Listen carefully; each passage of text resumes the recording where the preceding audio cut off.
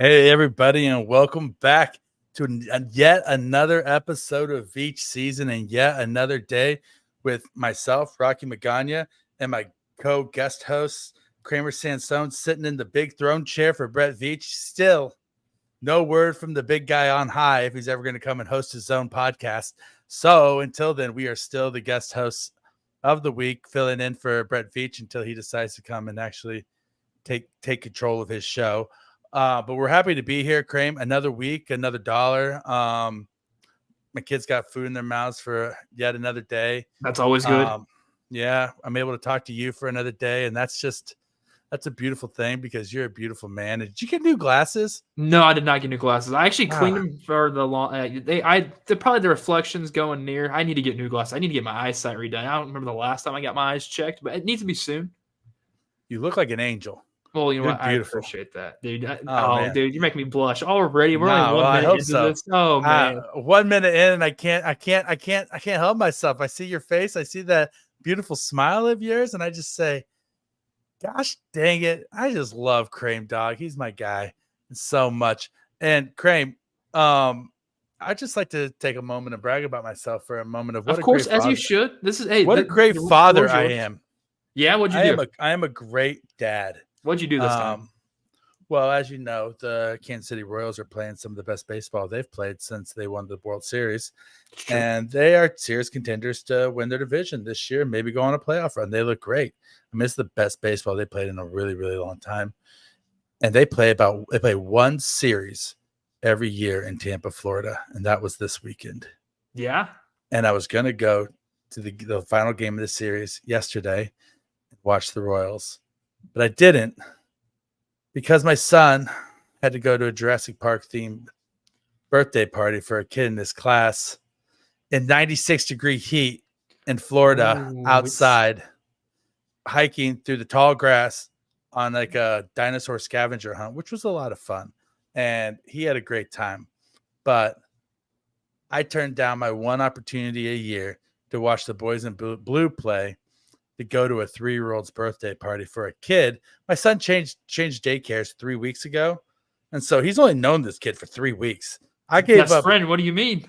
I mean, yeah, when you're 3 years old, that's a lifetime. These kids are like blood brothers by this point. You know, this is probably like a Stand By Me situation where they've already seen a dead body floating in a pond and poked it with a stick or something, right?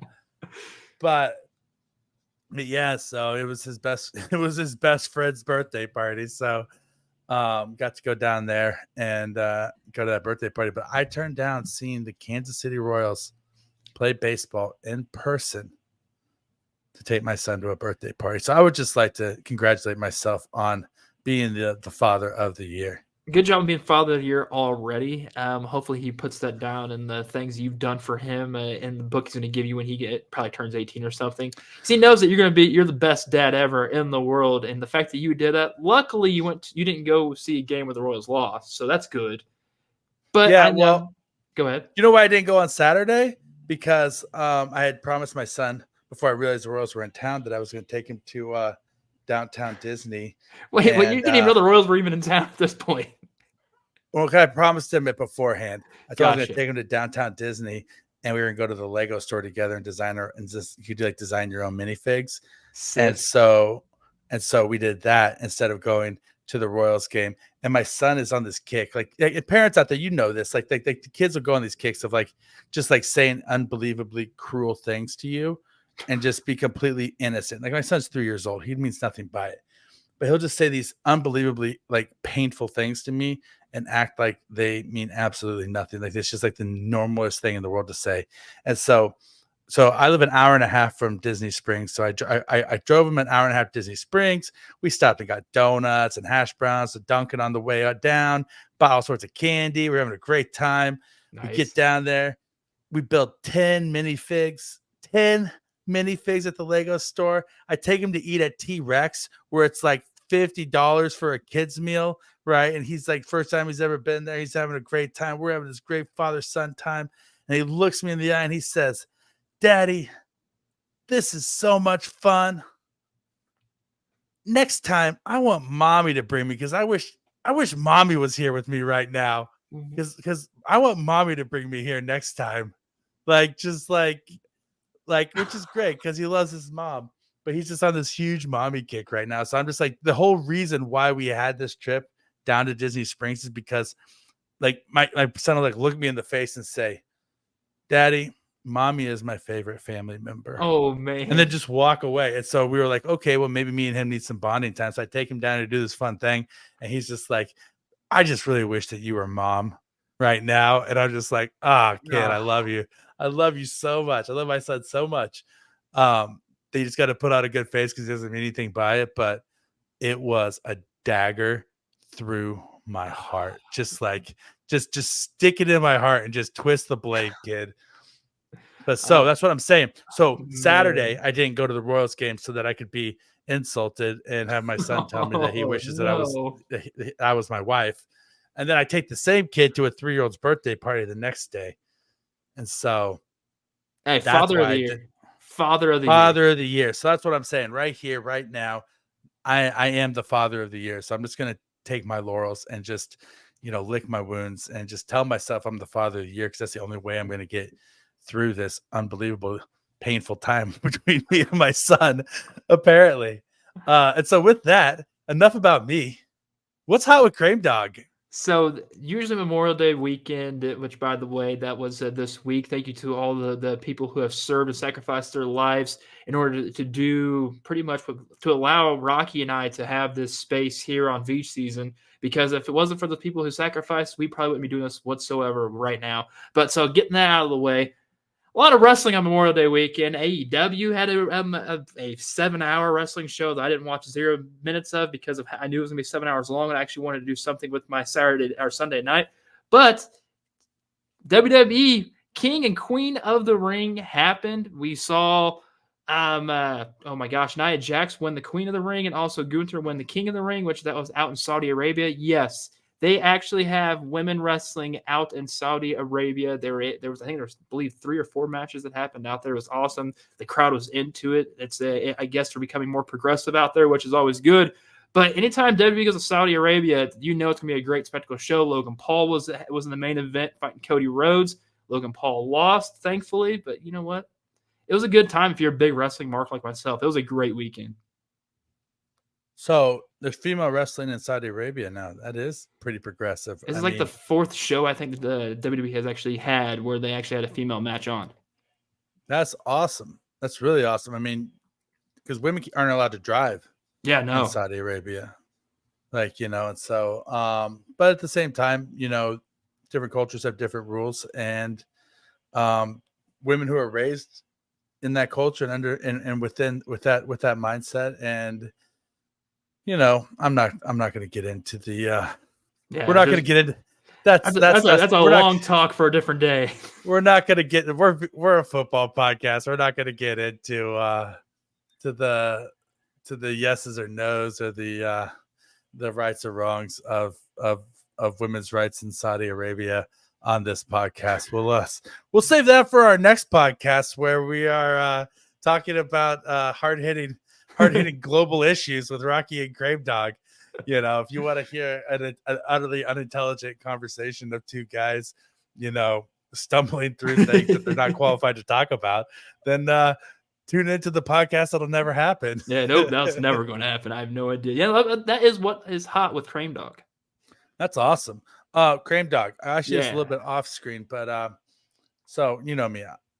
I like wrestling, but I don't keep up with it like you do. I'm not the aficionado. I lean on you for my wrestling knowledge. You are the gatekeeper of all things wrestling here on Veach season.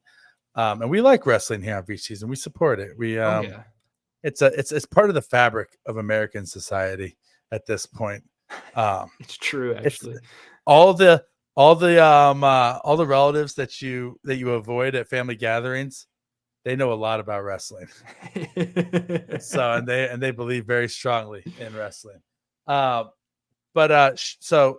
Shane McMahon is Vince McMahon and Stephanie McMahon's son, family member, right? Stephanie McMahon is Shane McMahon's brother, right? Correct. Yeah. Or sister, right? Yeah. Whatever. Yeah. I know what you meant. Yeah. They're siblings. They're siblings. Vince is their dad. Vince is the dad. Okay.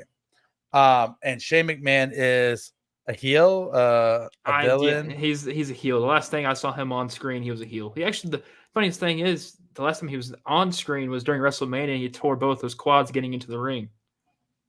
Sounds like karma to me. Yep. I just saw a series of videos of him jumping off of stuff from really high up, and I guess that was like his thing. Oh yeah, to impress his pops. Yeah, that's what he did. Was he like the guy that's like always trying to get his dad's approval? He was like, if I climb a little bit higher up this rafter and jump off of it, maybe my dad will love me. I think that's the case. Even behind like the curtain as well. Like that, I firmly believe that. It seems like Stephanie was the favorite child of the McMahon family, because she was the one that was always front and center with her husband Triple H, who now is still very front and center. Right? He has a front office role with he's the head company now. Head creative for him, and he's also, I believe, on like the board of or TKO. That's because they merged they merged with the UFC, so they became one company.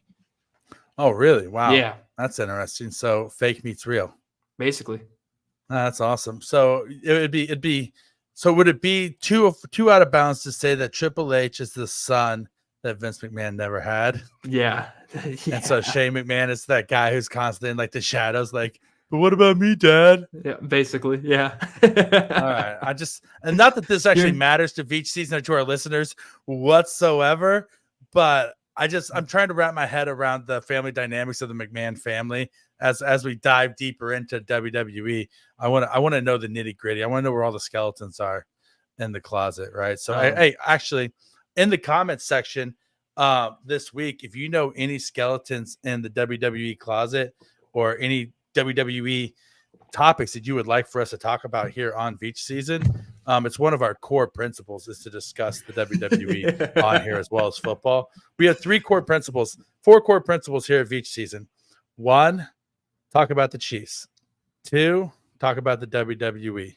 3, talk about anything else that interests us. Really, like any pop culture, whatever it is that comes to mind. And then 4, we're the official football podcast of Halle Berry. Yes, we are. Official Halle Berry football podcast. We love Halle Berry, and we'll get to. There's some Halle Berry news this week that we're gonna dive into, and stick around because it is spicy, beautiful. It is as beautiful as Halle Berry herself.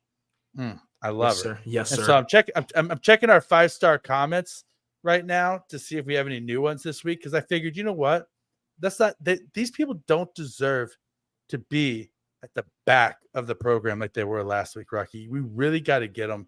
Like if people are going to leave 5-star comments, that we really need to get them front and center. I agree. And just read them off right here at the top. And now that I say that, we have no 5-star comments. It's probably because of that reason only. Is because we waited so late. No reason why we didn't get no 5 stars. So when you're listening this far into this podcast, please go to the comment section right now. Leave us a 5-star review. It could be literally about anything. Ask us a question as well, because no matter what, Rocky and I will answer, because we know you want the question going to Brett Veach himself, but we are always the fill-in for Brett Veach until further notice. So might as well send us a question. We'll answer it for you.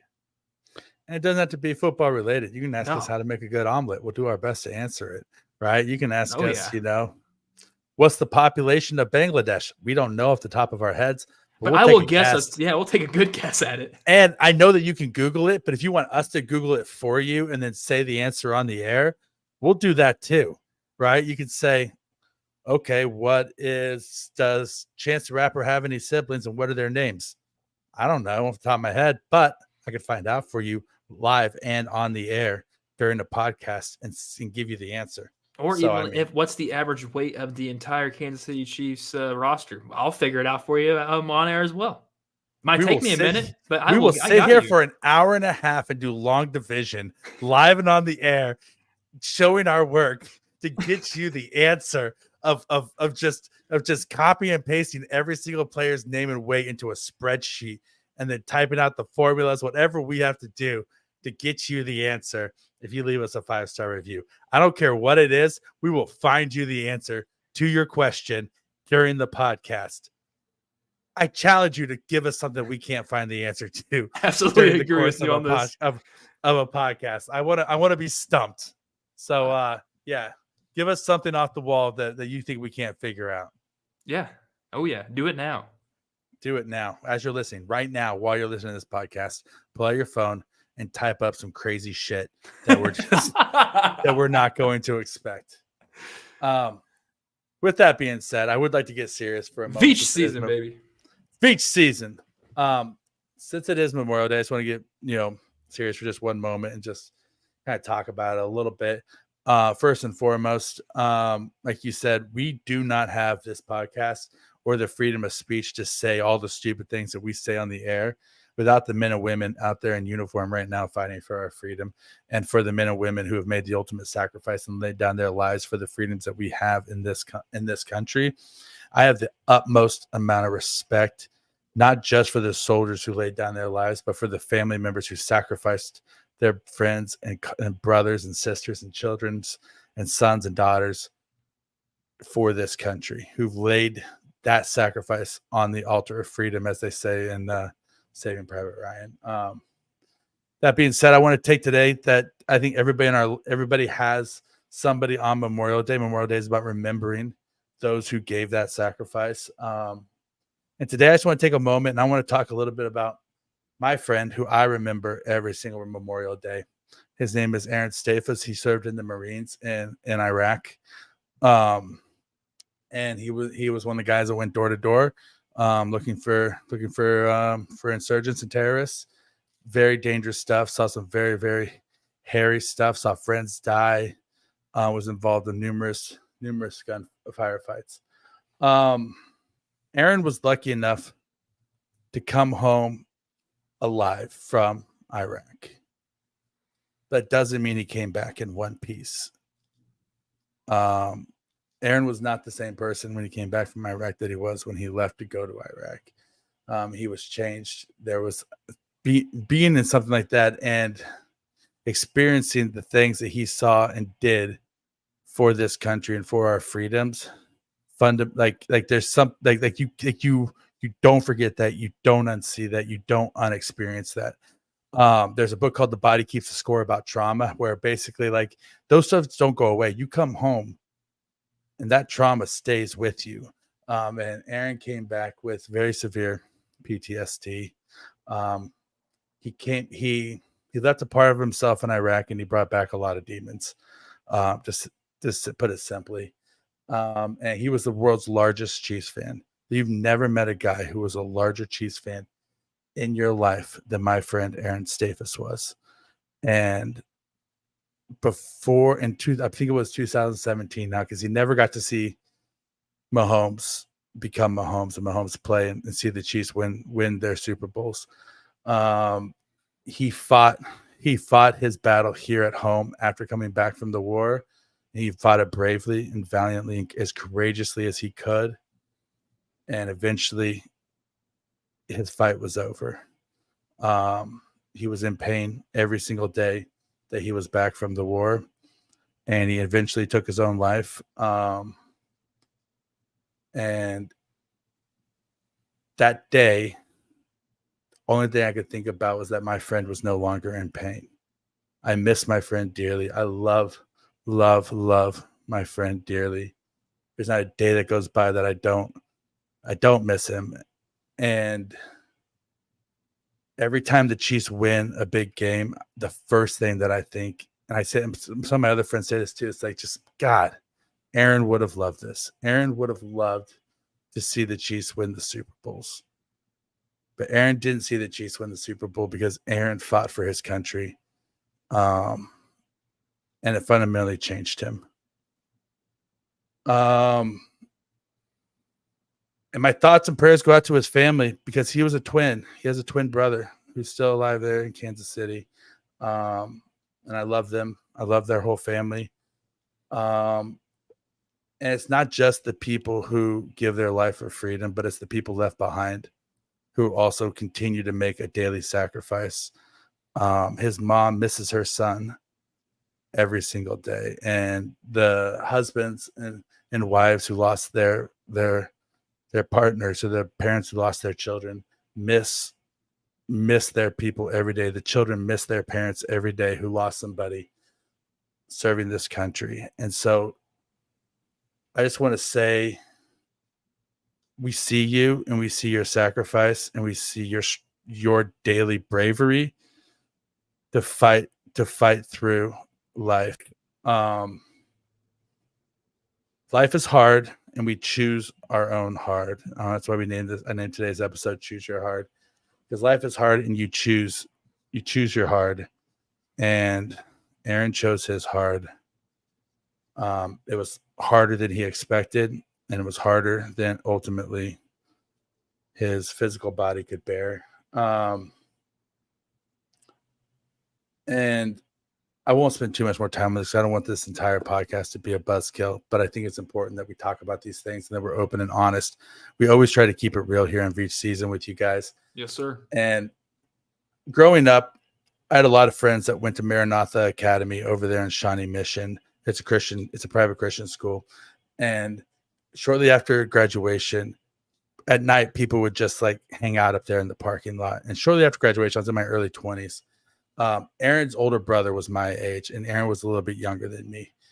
And there was a secret Frisbee golf course that we had that people had designed in the parking lot. Like this space here was hole 1, back behind the school was hole 2, and you could play a whole entire Frisbee golf course in the parking lot of the school. So we go up there at night, we play in Frisbee golf in this parking lot. We're climbing up on the roof, just hanging out, nothing nefarious, just like young adults being young adults and going back to a school that we all attended and just reminiscing and hanging out with people and having fun.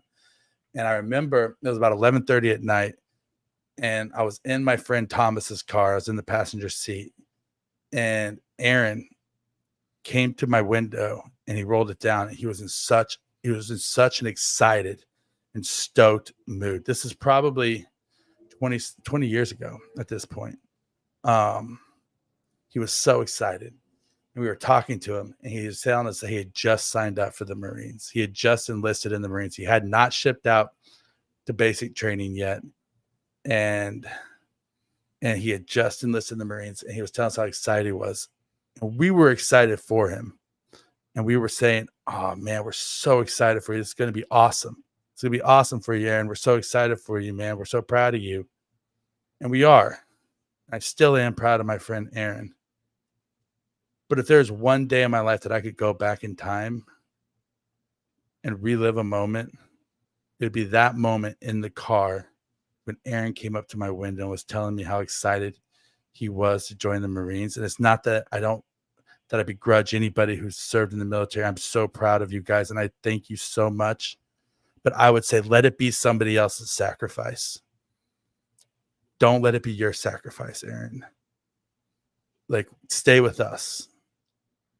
Right? And that's selfish of me. I know it's selfish of me.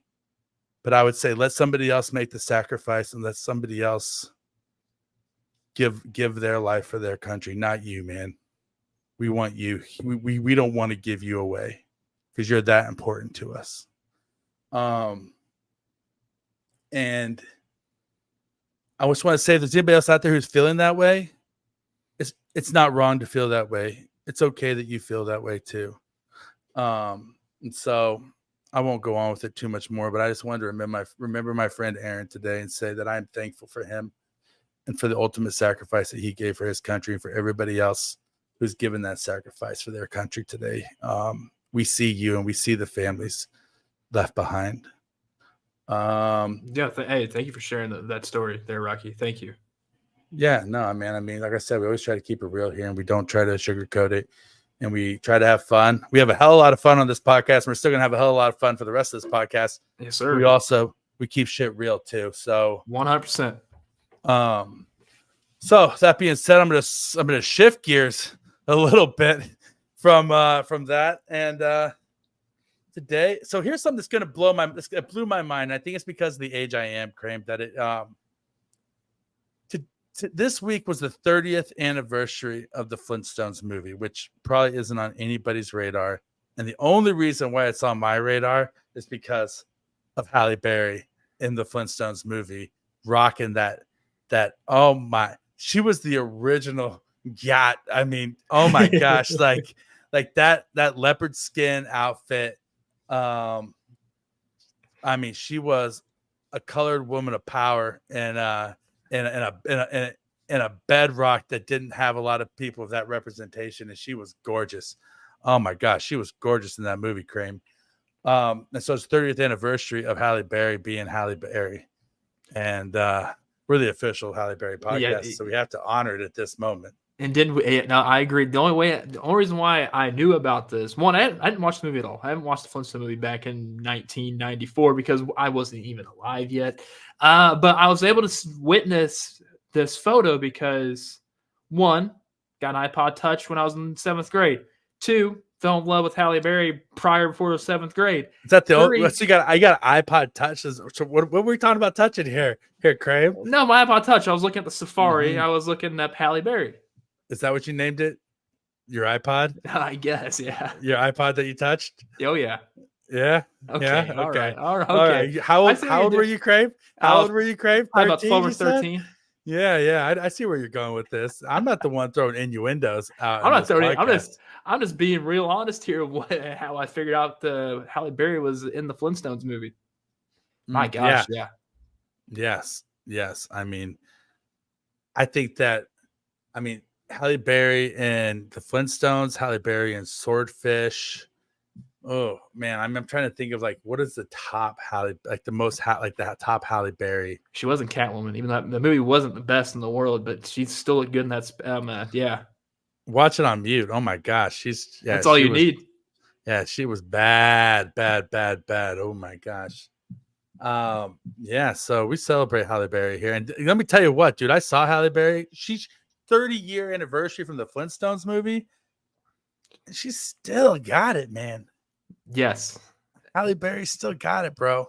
So we have, and so here's the thing that really kind of blew my mind though, is that it's the 30th anniversary of the Flintstones movie and the 41st anniversary of Return of the Jedi. And you are a huge Star Wars fan. Big nerd. Yeah. Yeah.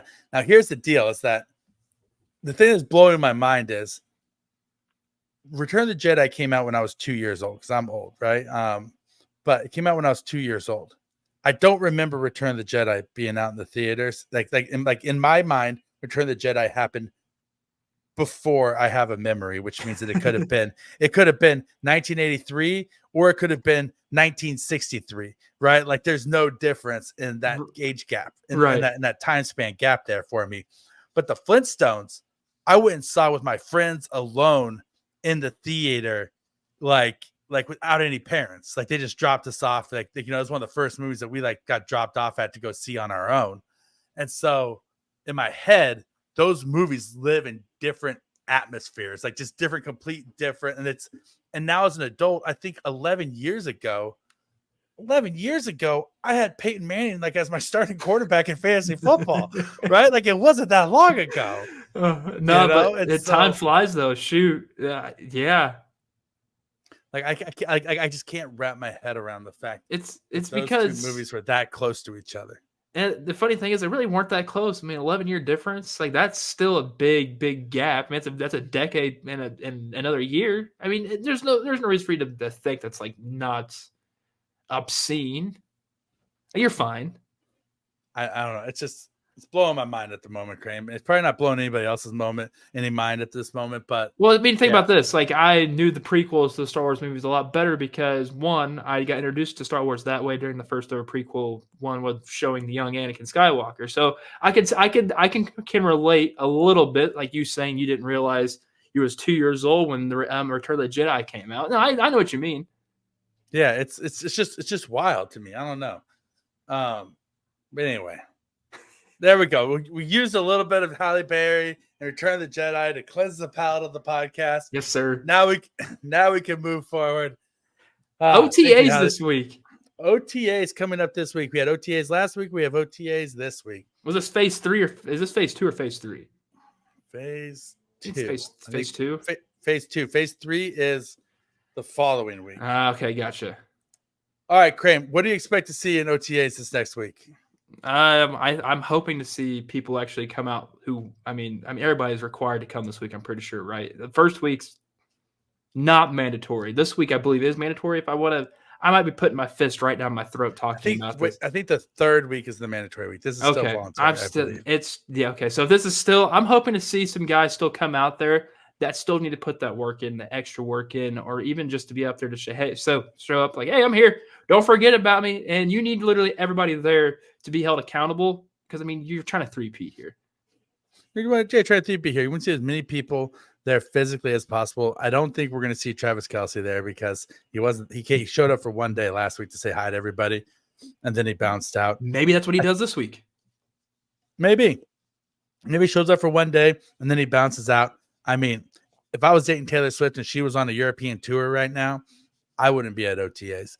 I'd be in Europe with Tay hanging out. But he shouldn't have a pass, though. This is his job. Like, he needs to make sure he has his full entire mind straight into it. It's also voluntary. I know, but still. Come on. Okay. I'm not concerned about Travis Kelce being ready for the season. He's a Hall of Fame tight end. He's earned the benefit of the doubt. I'm not going to. Now, if Wiley is not there, then that's a problem.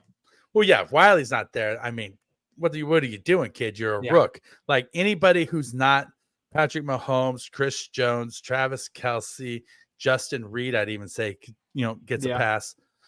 Anybody who's not a veteran, if it's a young player, you need as many reps as possible to get in there. I'd like to see some Kingsley Suamataia.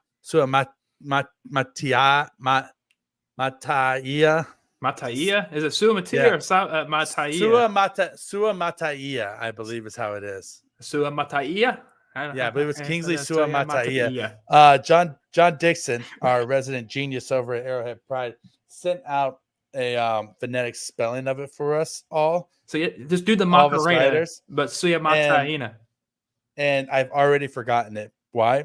Because I have a terrible memory, and I'm not as smart as John Dixon is. Big brain. So I'll have to hit up JD again and see if he can give me that phonetic spelling of Kingsley Suamataia once more. I'd like to see some Kingsley out there. I'd like to see if Xavier Worthy can get healthy enough to get on the field a little bit and see him move. I want to see Rashee Rice's butt in every single practice, continuing to work hard. I don't want to see Rashee Rice being the last person off the field. I want to see Wanya Morris being the last person off the field. Anybody who's been any in the news whatsoever for anything negative, I want to see them out there sweating extra hard. Not that they have to, because I'm not their parent. I don't have any right to tell grown men that you need to run extra laps. But as a fan, I want to see that commitment. I just do. And call me old, call me cranky. I don't care. I want to see them out there working hard.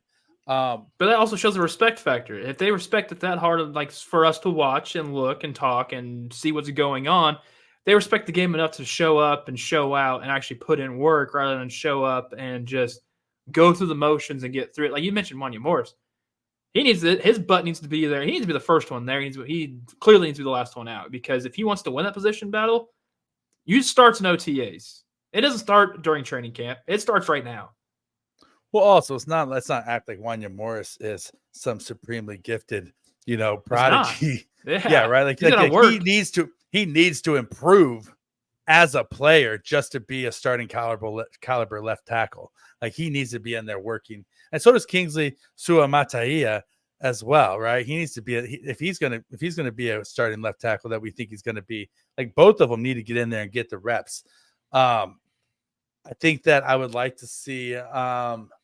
I'd honestly like to see, since Leo Chenal is going to have a little bit of an expanded role this year with Willie Gay being gone. I'd like to see him in there. I just want to see all the young guys, right? And I know this because it's like Christmas Day. You just want to see all your new toys. You just want to play with all your new toys. You want to see all your new toys in action. I just want to see video clips of guys out there. I want to see Nico Remigio. I want to see if he's out there moving around. I know he was down there catching passes from Pat, but he was a camp darling last year. Like he was a preseason stud, and I want to see him. I just want to see a clip of him. I want to see guys that aren't going to be an impact during the regular season make a 100 catch and then watch everybody flip out and lose their minds over it on social media and talk about how he's going to catch 12 touchdowns and lead the league in receiving. I want to see who this year's John Ross not John Ross, Justin Ross is going to be, right? I want to see who gosh. this year's Jody Fortson or Matt Bushman or whoever it is going to be like that guy that everybody loses their mind about in the preseason. This year's Darius Fountain, right? And actually, here's one of my very first articles I ever wrote for Arrowhead Pride was a satire piece, which was 12 reasons why Darius Fountain is the next Justin Jefferson, and it was complete satire. And I'll tell you guys, this. You got murdered. I got murdered. And here's the thing: I don't think I've ever told anybody live before is that we were in our Arrowhead Pride chat, right, talking about it. And I threw that out there as a joke. I said, I'm going to write an article that's 10 reasons why Darius Fountain is the next Justin Jefferson. And Ron Kopp Jr., our lead film analyst, Rob Kopp Jr., came back and said, I dare you to write it. And I said, if you double dog dare me, I can't walk away from a double dog dare. So if you double dog dare me, I'm going to write it. And he double dog dared me to write that article. So I wrote that article completely in jest as satire, and it was taken so seriously, and I just got roasted for it, including your buddy Carrington Harrison. Still to this day, brings it up as like a reason why he questions my analysis, because he still to this day thinks that I was serious when I wrote it, and it was complete and total satire. Oh, so, man. When I see C-Dot this week, I'll bring you up and see what he says about you. Yeah, he's gonna bring up Darius Fountain, I'm sure, because last time I was on his show, he brought it up, and and it's great. I think he's awesome. I love C-Dot. He's awesome. Oh yeah. But I'm curious. Who are you gonna do that again this year with some different player? You might as well. I'm gonna have. You got to keep the tradition going. I might just make it a tradition to just choose a guy to overreact about and just act like they're gonna be the greatest player of all time. I mean, I was always a Jody Fortson fan, but I actually believed in Jody Fortson. That was the whole thing. A lot of people believed in him. Yes. I mean, if injuries didn't derail Jody Fortson's career, he would have been a mid-level player. Okay, here we go. Let's be honest. But we acted like he was going to be the next Antonio Gates, for God's sakes, But if he had the playing time, we never know. He could have. We don't.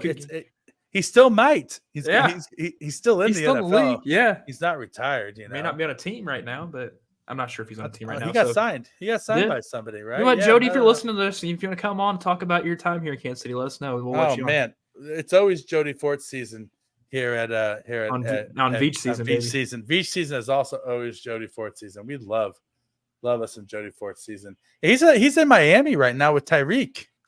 Oh, interesting. Yeah. Jody might actually get some run down there. That actually good for him. Good for him. Yeah, Jody, landing on your feet. We love you, buddy. Congratulations. I can't wait to see all the great things you're going to do down there in South Beach. All right. So anyway, though, but we digress. I'm also really excited just because it means that sometimes it's brutal as a sports writer in the off season, coming up with articles to write. I'm not going to lie. Yeah. And OTAs are awesome because you get a day of media every single week, which means that we get new audio, new sound, and it's just a guaranteed series of articles that everybody gets to. It's like literally, it's like the audio from OTAs is like taking a side of beef and throwing it into just like a tank of piranhas, right? And it's just like everybody swarms on it, just pulls apart all the clips and all the bits and says, this is my angle. And then we all write our things, right? But I'm excited because we get new audio, and then I don't have to sit there and scratch my brain to be like, oh God, should I write about what Gracie Hunt's favorite flavor of ice cream is for a third time this offseason? Yeah. So also in the news this week, Mahomes, Kelsey, and Hollywood Brown were hanging out down at the Mavs game, watching the Mavs Pacers. Nice. Yeah, courtside. It's good to see the three of them hanging out as friends. I think that means that Hollywood Brown has ingratiated himself to the dynamic duo of Mahomes and Kelsey, and they respect him as a player enough that would we call him wide receiver, the current wide receiver one on the team, even though he's on a 1-year contract and Rashee Rice was the leading receiver last year. I think that he's currently he would be considered wide receiver 1 with Rice 2 and Worthy 3. Yes, hands down, he is 100% the wide receiver 1. When he was, he didn't trade. He got traded here. No. He signed here. Free agent contract. Free agent. Here's the thing. He is wide receiver 1 on any team he goes to right now to this day. He's still good, and the fact that the Chiefs were able to grab him, I still can't believe it. They're going to be so good, and the fact that he's also out there courtside with Mahomes now and with Travis, that right there puts you up on a different pedestal right now because of the limelight, the success between those two guys being thrusted next to him. Perfect. And you're also going to go watch a game that's going to be heated between the Mavs and the Timberwolves right now. I think that the Mavs are up 3-0 on the series, and it's Luka. Luka is just absolutely dogging on people. And you see that mentality, and you see that they're there to watch him, and knowing that people are always there to watch Pat. Yeah, it's good. Yeah, it's awesome. And with Luka dogging on people, here's the thing, is that Luka is, I think, I mean, he's not, I'm not gonna say he's as good as Pat Mahomes as Pat Mahomes is better at football than Luka is at basketball, in my opinion. But Luka's awesome. You see the size difference between Luka and Pat? It's ridiculous to see how bigger Luka is compared to Pat. But did you see how little of a size difference there is between Kelsey and Luka? Yeah, like they are almost like the exact same size. And so, but the thing about it is that Pat Mahomes looks weird when he's running with the football in his hand. Like he's got that old man shuffle, right? When he's faster than you think. Luka's the same way when you're playing basketball. You see him dribbling and like trying to cross guys up or take it to the hole, and he looks like he's about to lose control of the basketball the entire time that he's playing basketball. He looks like he is on the verge of tripping and falling the entire time that he's playing basketball, and it just works. It works so well. He's such an amazing basketball player. But I think that and people been making fun of Pat for his dad bod. They just recently, just a handful of days ago, they were making fun of him, which I'm like, come on, dude. Like, why are we making fun of him? Like, I love Pat now. First of all, Pat has to take hits, right? So get some padding on there. I don't care. Second of all, it's the exact same bod that he had when he came out of college, for God's sakes, and the exact same bod he had last year when he won the Super Bowl. And Luka has a dad bod also now because he got married and had kids, right? And so now that Luka's a dad, he also has a dad bod, and he's still playing at a high level. So for all of us dad bods out there, listen, we may not be on the cover of Men's Health, but we have elite strength and athleticism in other areas. Now, I'm not speaking for myself. I'm speaking on behalf of all dads in the world who have elite strength and athleticism. I have elite playground strength. I am awesome on a playground. I work out every single day, and I do intermittent fasting. I only eat a 5-hour window every single day. Good for you. Yeah. And the reason why I do that is because when I became a dad, I couldn't keep up with my kids on the playground. Like, I see so many dads on their cell phones over at the side, like just texting, or like their kids are like, Dad, come climb to the top of this thing with me. And the dad's like over on the side, and you can see like the nervousness in his head where he's like, I don't think I can do that without hurting myself. Right. And so they just don't. And they don't interact with their kids on the playground, and they don't play with them. They don't get on the ground. They don't wrestle. They don't roll around because they have problems. Their knees are bad. They have problems getting back up. And I was that guy. And so I made a decision that I work out every day, and I do intermittent fasting, and I don't have a 6-pack. I don't look like much at all, but I have elite playground strength. I can climb anything. I can jump off of things. I can roll. I can wrestle, and I can get up off the ground. And I can do that for a very long period of time. And so, Rocky, I'm going to ask this question before. Yeah. How tall are you? Me? I'm like 5'10", bro. I'm built like a square, though. So, like, here's the deal. Like, I got the shoulder. I'm like a Colin Saunders type of body. Okay, type, all right. Like I might be 5'11". I've never really measured myself. I'm like 5'10", 5'11". But I'm also like 5'10", 5'11", like broad too, right? Like I'm built like a cube. Your portion. Yeah. Like I got that Fred Flintstone build, you know? And so, dude, you are a wall then. Yeah, I am. I'm like a wall. I really am. And that's the whole thing. Like I grew up a wrestler. Like there's like I'm a solid dude. Like I'm not gonna get hurt easily, but I'm also not agile or fleet of foot. Like that's the whole thing. Like if like in a situation for fight or flight, I got no choice but to fight because I'm not fighting anywhere at all. Like there's no flight to me. I have maybe a 3/4 inch vertical and my feet, but I am very grounded and I have a very low and wide center of gravity and I'm very hard to move. Like I said, I'm a wrestler. You can't move me off my spot. There was one time, this is a off topic as usual per usual here for Veach season. I think I was probably 24 years old and one of my buddies was teaching English over in China. And so I went over to visit him and we went to the public pool. And we were the only Americans in this public pool in the middle of China, right? And then we're not talking. This isn't like Hong Kong, China. We're talking. It's the town's called Meizhou. It's like it's not a. It's a big city because China's full of big cities, right? But it's not like a well-known place, right? Gotcha. Anyway, so we go to this public pool, and somehow there's like all these college kids there, like college age kids there, and I'm there with a buddy who's also a college age kid, but he's like a little bit smaller than me, and we decide to play chicken, like have like a chicken, like melee, like a chicken melee, right? Like there's like probably 40 kids, 40 guys total, all between the age of like 18 and 25. And we all pair up and it's like a big free for all melee of playing chicken. And us being the only Americans, we were getting like triple and quadruple teamed the entire time of people trying to like tear this guy off and trip me and stuff, right? We're like sweeping the legs. Like this is like a brutal, like literally like brutal, like rural China public swimming pool chicken melee, no rules, no lifeguards, just an old men smoking cigarettes and playing mahjong on the side, right? You know, like this is like real deal Holyfield.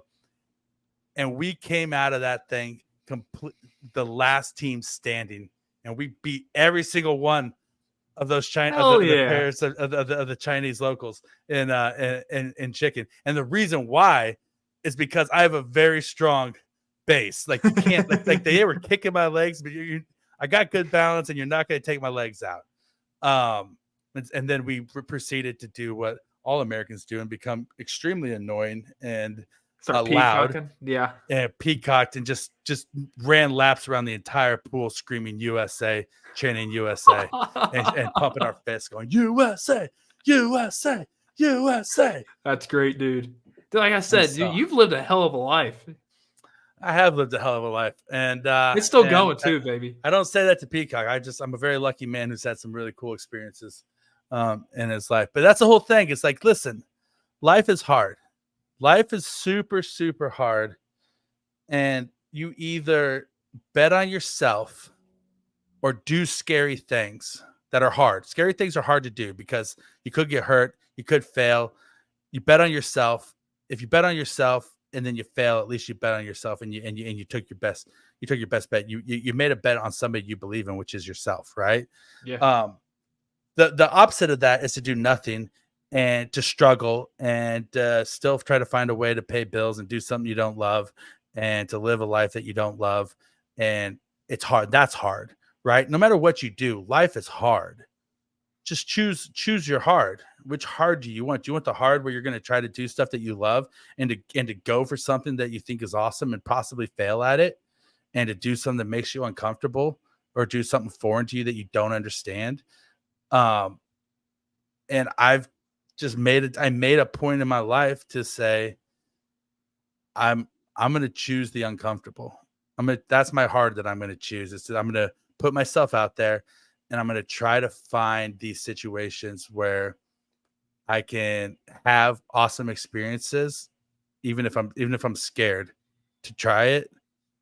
And I'm going to try to find friends everywhere I go, no matter what. Like that's the whole thing. Like no matter where you travel in the world, people just want to be friends. Everybody just wants to be friends. Everybody wants to have friends. Everybody wants to love and feel loved. No matter where you go, what culture, who they are, what they look like, how they identify, their gender, their ethnicity, their age, it doesn't matter. People just want to love and be loved, right? You know, and I got friends I've made all around the world that identify as every single race, creed, nationality, and religion. And it's all because it doesn't matter, because at the end of the day, we all have more in common than we have different, right? And so, Dude, there's my amen to other that. soapbox of the day, I guess. Man, I'm just sitting here, just Pastor Rocky, just trying to preach all this. Jeez Louise, I gotta stop being so unlikable on these podcasts. So anyway, but yes, back to the Mavericks games. It was interesting because you saw Kelsey dap up Luka after the game, and like they were like the same size. Like it's so crazy that we forget how big of a human Travis Kelsey is. Like he's a big dude. And Jared Wiley's the exact same size as him. Like we have like these guys are massive human beings. And Brittany Mahomes posted an Instagram post of Patrick Mahomes watching the first Mavs game in the series, and he was just like glued into the television. She was like, he's so locked in her Instagram post, and he's just like standing there. If you're watching this on YouTube, you see me, I got my hands to my head, and he's just like staring at the TV, just locked in, like hanging on every single bucket and play. And like I saw somebody comment on social media that it's crazy to watch him watch them like we watch him. Like he's such a fan of the Mavs. He's just totally fanboying over them.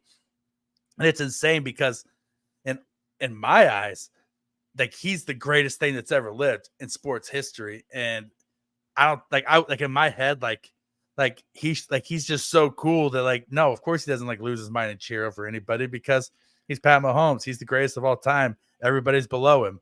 But in actuality, he's also just a dude who loves sports like every other dude that we know, and just wants to watch and like cheer for his team that he grew up rooting for like everybody else. And I don't know.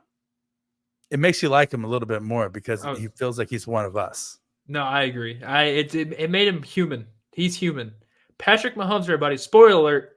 Patrick Mahomes is like you and I. He might just have a different job than us, but he's basically you or I right now, Rocky. That's just how it is. That's life. Listen, somewhere he's paying tax. He pays taxes like everybody else, and he has to he gets thirsty and has to take a drink of water. It's kind of like some point. So sleep. When Taylor Swift became human in my eyes is when she was at Arrowhead drinking a beer, yelling "Let's effing go" after following a score or something successful that happened that Travis did.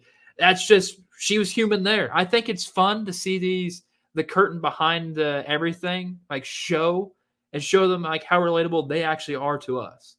Yeah, and anytime I try to think about somebody who seems like they're possibly beyond human, right? Like a Taylor Swift or or Patrick Mahomes or a Beyonce or a Halle Berry or something like that. And maybe this is crude, but to humanize them in my head so I don't like put them on too high of a pedestal, I just remember the book that I read to my son that it says everybody poops. Everybody poops. And you think like Beyonce poops. She's a human. No, you can't get away from it. It's true. And once you think about that, you're like, oh, she's just a person. Right? You know what I mean? Like I don't want to visualize. I'm not visualizing anything, but you just think about it, like, everybody takes a poop. So hey, that could be somebody's kink too. So you never know. I guarantee you that is somebody's kink. I guarantee you there's a lot of people out there where that's their kink. We're not going to dive. Not mine. No, not yours, not yours, and not mine. We should probably clarify. Yeah. Not mine, not yours. If it's yours, tell us in the comments. Oh boy, start reading that. Oh, that'd be great. And we'll read it live and on the air if you want to be. If voyeurism or like showing out on what your kink is, just leave it in the comments. Literally, guys, we'll read Veach season, baby. Yeah, Veach season, baby. We have no scruples. So back, like I was saying, who do you think the most improved person on the roster is going to be this season? So actually, this is a great question because there could be some people that are hidden right now that needs to step up. And I can tell you one guy right now. Didn't really get much playing time last year that I thought he would, being a first-round draft pick that barely got anything. But Felix and DK Uzama has got to desperately needs to step up this year. I think he had 1 sack last year. If that, I don't know if he is from. You know what? I should probably pull up his Pro Football Reference. Yeah, no, it was 7 QB hits. That's not enough. It was a half a sack, actually, half a sack. This is his time. This is his time to be there and show up and be like, yeah, I'm going to be the most improved by myself because I know there's a lot for myself to improve, knowing that I'm going from my rookie year to my sophomore year. This is when we're going to see the jump happen. If it doesn't happen right now, then we can just piss or get off the pot. It's not going to happen. But this is the time where FAU will need to step up. Yeah, it's rough because he was only a situational player last year, right? Sure, he didn't have a lot of stats, but he didn't have a lot of snaps either. No. Right. But the snaps came he did make early in the season. He did make a big late. play. Yeah, he made a big play in the Super Bowl when it mattered. It's true. It's just the issue is, yeah, he needs to get bigger. Honestly, that's the issue. Is he's too thin right now. He needs to put on some weight. He needs to get bigger. He needs to get stronger. And he has the ability. And last year was kind of like a redshirt season for him, though. That's the whole thing. So we don't really know what he is per se, if he's a bust or not a bust, because last year was a redshirt season. Mike Dana played the majority of the snaps. Charles Omenihu when he came back from suspension. But this year, when I was watching him last year, though, it just didn't seem like it was. He doesn't look like a first round guy. He wasn't the guy that I thought I was going to expect, though. That's the thing, there, Rocky. Yeah, but I think also we're spoiled in the sense that we expect every single pick that Brett Veach makes to come in and immediately be a stud contributor for a first rounder. That's not the likelihood. You play the averages. You should know as a Raiders fan, not every first round draft pick comes in and performs right away. It's true, but we always have that sort of hope on that, willing that hopefully it does happen, and should at least solve something. It's kind of like when 2019 when Cleveland Farrell got drafted number 3 overall in that draft. Where is he at now? I couldn't even tell you. I think he's in the 49ers organization because he got released by the Raiders. I don't want to see that happen here with FAU. And granted, I know he was like the 32nd pick, I believe, because that was the year. Yeah, you just got to see it there. It's from what I saw from when he was on the field, it just wasn't it. And I'm hoping he does, like you said, eat a little bit more, be a little more physical. That's just what he needs to do, and I hope he actually does, because I think FAU chants around Arrowhead Stadium would be absolutely sick. Oh yeah, he's from Kansas City, right? If the guy starts playing well, the guy starts producing, then it's gonna go crazy because he's a local dude. Not just in college, he's from Kansas City, yeah. Right? And so I want that to happen. So let's make it happen there, FAU. I agree. He only had 218 total snaps last year. That seems like a lot. It seems like a lot, but I know it's not. It's not a lot. 218 more than I had. Well, and there's a reason why neither one of us are currently playing for the Chiefs, because the NFL has a stigma against 42-year-old rookies. I mean, how dare they? How dare they? At least there's been a handful of 27-year-old rookies that have made its way through. How am I supposed to have a Disney movie made about me being a high school football coach who turns into a NFL player, like in the movie, like the football version of the movie The Rookie, right? How am I supposed to have that happen to me in my personal life? They won't even give me a chance. There was a player, MLB player, who just went back to college to play in Arkansas as a wide receiver. Why can't I think of his name right now? Local kid here in Kansas City. He played baseball for the Miami Marlins. He made it to the majors, and he's actually going to be 28 years old going back to college playing on Arkansas's wide receiving team. He wants the NIL money. And basically, why can't I think of his name? That's awesome, though. Yeah. That's super awesome. So you could do it. So, Rocky, I'm saying you could do that right now. You could go back to school and somehow, some way, dig down deep, having a couple kids and a gorgeous family. You could do it. I could play nose tackle. I could play nose tackle for a D2 school. That'd be sick. Yeah, I could do it. I could move some guys off the spot, just push them back, get some penetration. Heck, USF isn't even any good anymore. right? That's true. I'll go out there and I'll get in the trenches for USF and just play run defense. That'd be awesome. Please. I could do it. Yeah. All right. Anyway, but we digress. I think the most improved player on the Chiefs this year, if I'm gonna choose one guy. I think it's gonna be Joshua Williams. I think he's gonna be thrust into a little bit bigger role in the secondary, and I think he's gonna take a big step forward and become kind of like a nice long press corner with a little bit more responsibility placed on him. And I'm really excited to see what he does. So I'm gonna go with a curveball there and say Joshua Williams is my my most improved. Also in the news this week, Justin Reed won the Blitz Championship 3 on chess.com, where he was crowned the championship chess player for all NFL players. He beat Kyler Murray in the finals to win that championship. I watched some highlights of his matches. Justin Reed, it's well known he's a really good chess player. He loves playing the game of chess. I love playing the game of chess. His first game that he won, he did some really interesting stuff with moving his rooks to the center of the board. In chess, if you play chess, you know that you want to control the center of the board. He got both of his rooks into the middle of the board, and he was controlling the two center columns and split the other team's defense right in half, and picked them apart with his rook play. It was awesome. Second game came down to a kings and pawns game. For those who don't play chess, kings and pawns game at the end. It's when all your special pieces are gone. The only thing that remains is kings and pawns. And who's going to win that game is whoever's going to get a pawn to the other side of the board and get a queen, and generally speaking, first. And I can't remember who he was playing against in that game, but Justin Reed did the smart thing, and he advanced his pawns forward as fast as he could, and then used his king to come up in the rear to support the pawns to protect them so they couldn't get taken.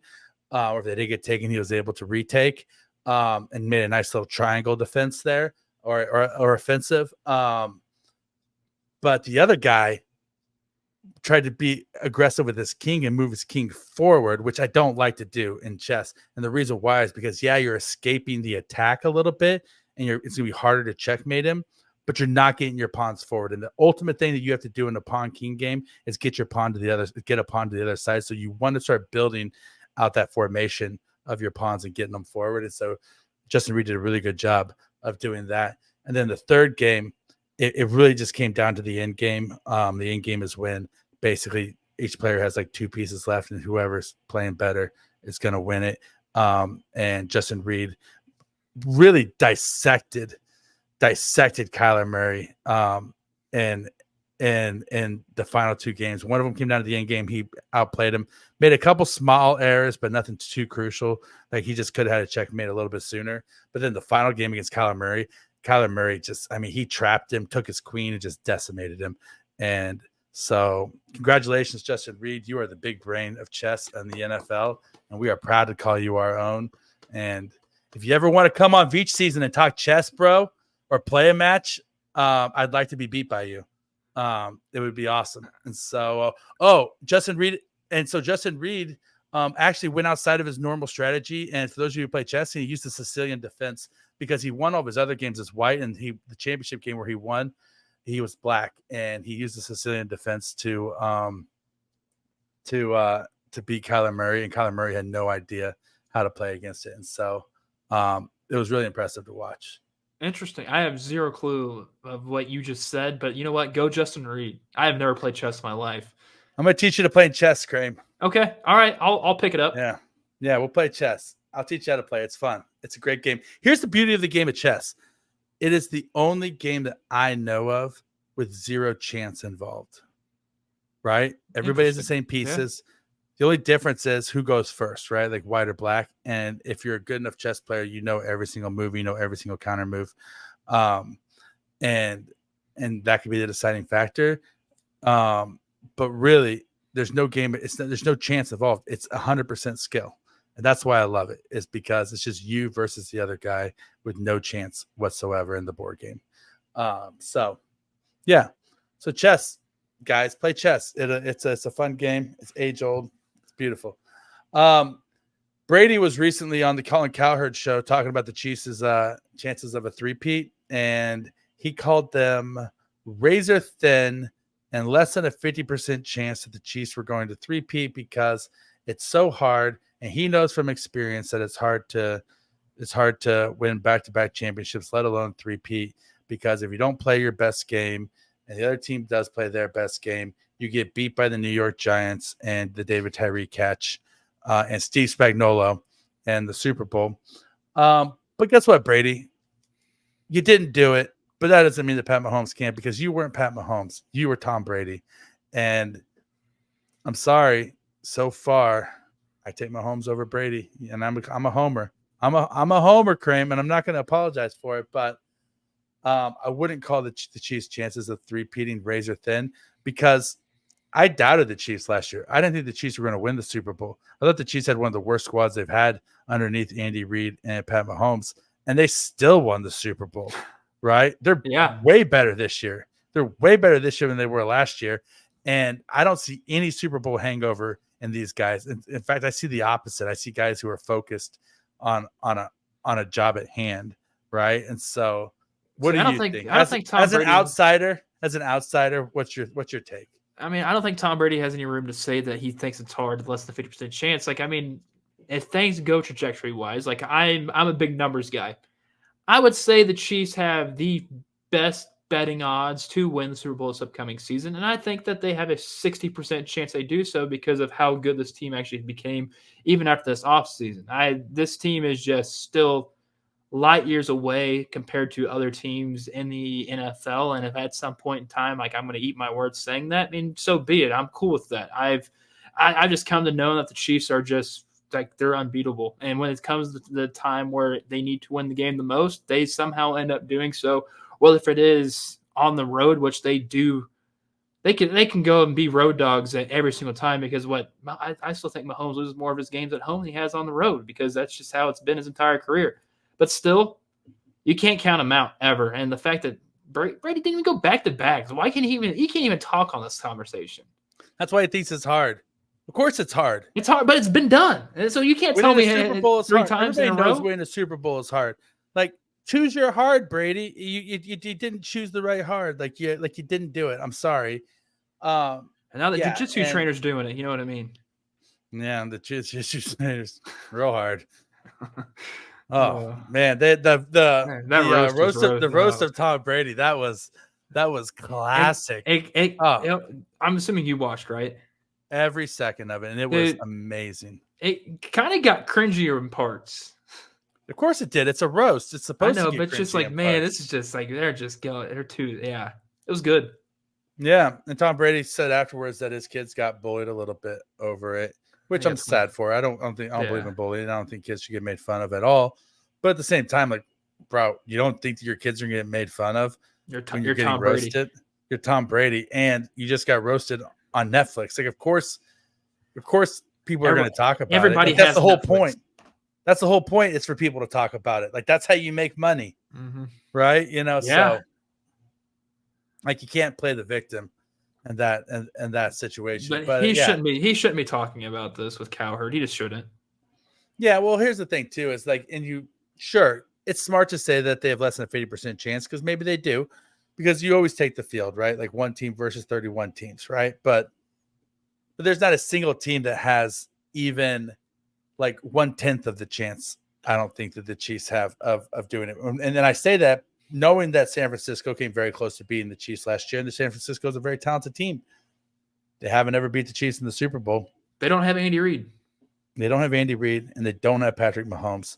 And until some team other than a team with Tom Brady and a decimated Chiefs offensive line against one of the greatest defensive lines, I think people forget how great that defensive line was for the Bucs that year too, playing against a decimated Chiefs offensive line, right? Like, there's no equivalent of that in the league right now. But that's football. That's football. That is football. That is football. Who's there at that final game of the season is just what you're going to have to deal with.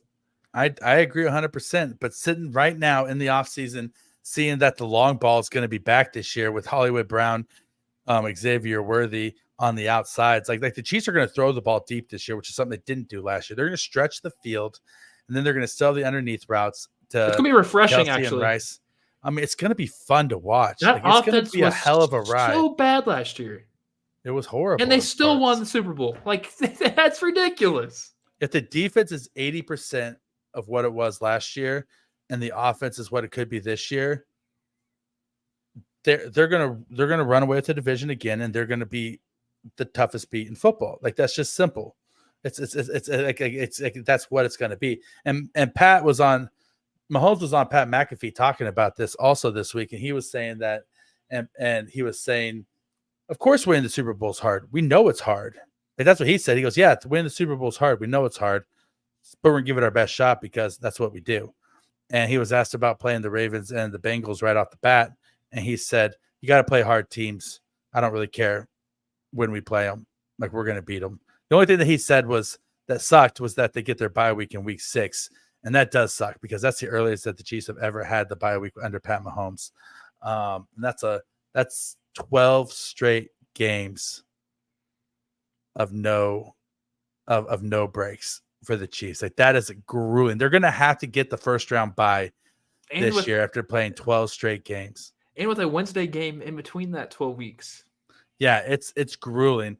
And McAfee brought up something that I've kind of noodled on the back of my mind, whether or not I think it's true or not. But put on your tinfoil hat for a second. Okay. And you sit there and you think, the NFL's never had a three-peat.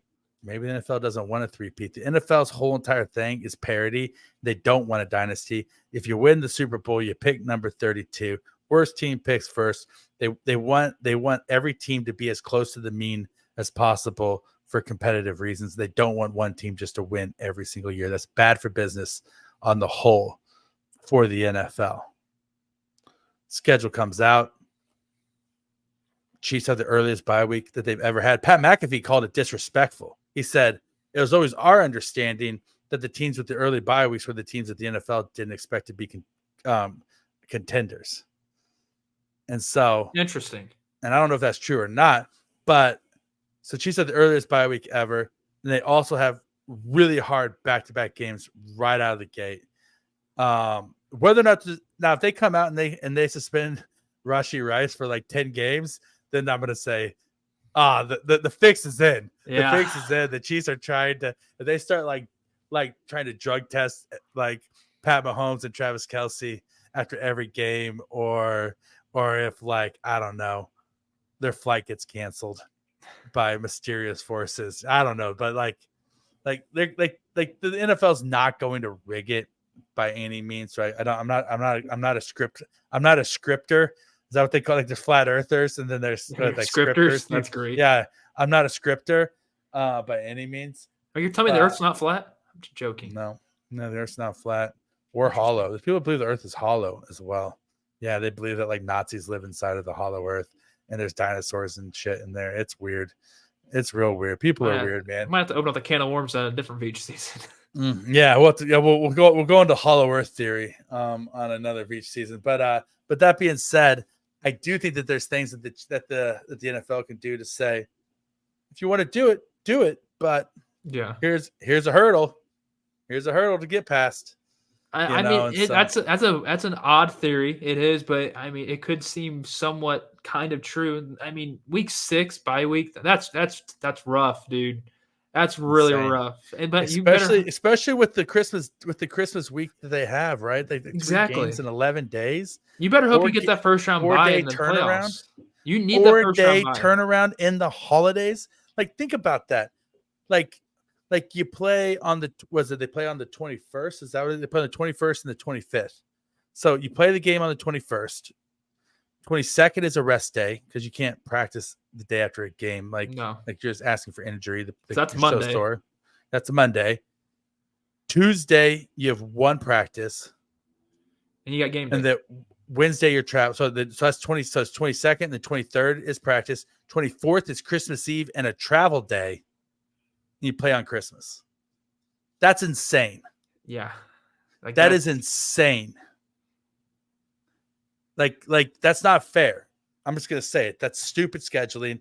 The NFL messed up. And if it's not a conspiracy theory, then the scheduling office, somebody is a jackass that doesn't know how to do their job, because it's not competitively fair. I'm just going to say it. It's not, but it makes sense why the Chiefs are in that position, because they keep winning and everybody wants to watch the Chiefs. And the Chiefs are a global team now. So no wonder they want to make sure that they put it on the biggest stage of them all. They got a Black Friday game. They got a Christmas Day game. They want to make sure they can get as much viewership on watching the NFL product. And if it happens to be the Chiefs, it happens to be the Chiefs. They're the best team out there. They have Taylor Swift cheering for them, because also has some pull there too. So it's just the perfect storm. Everything's lining up, and we're just going to watch the Kansas City Chiefs go through the storm, make it all the way out, and three-peat this. I still think the Chiefs are going to three-peat. I'm not doubting the three-peat, but at some point, it could raise question though with all this stuff that's going up against them though. Yeah, at some point we're not like as a fan, we're not we're not your little dancing boys up on the stage for you to keep on running out there every single time you want, without any break, right? We're not your little shine box guys, out there to try to entertain everybody, I mean, we are, because we're an NFL team and the NFL is entertainment, but I don't know, man, just stop trying to run us out there every single chance you get. Put somebody else out there. It's not our fault that we're a better product than everything else. But hey, what Ric Flair said, if you want to be the best, you got to beat the best. And the guy, he didn't say this one, but if you're on the top of the game, you're eating good, and people want what you have, and they're at the top. It's true. They're the king of the mountain right now. Listen, I'm being grumpy. I just want us to be in the best you are the sour tasted fan that keeps on. You're the skies falling guy when the Chiefs lose that Week 3 game after they won. No, I'm not. You're the guy that fire Andy, fire Steve, ever blow up the ship, get rid of Mahomes. Never. That's not me. Been me. Never. Listen, there's so many of those people though. It's ridiculous. I am the guy who will say, Kadarius Toney needs to learn to catch the damn ball, and I'll talk shit on them for not playing up to their potential.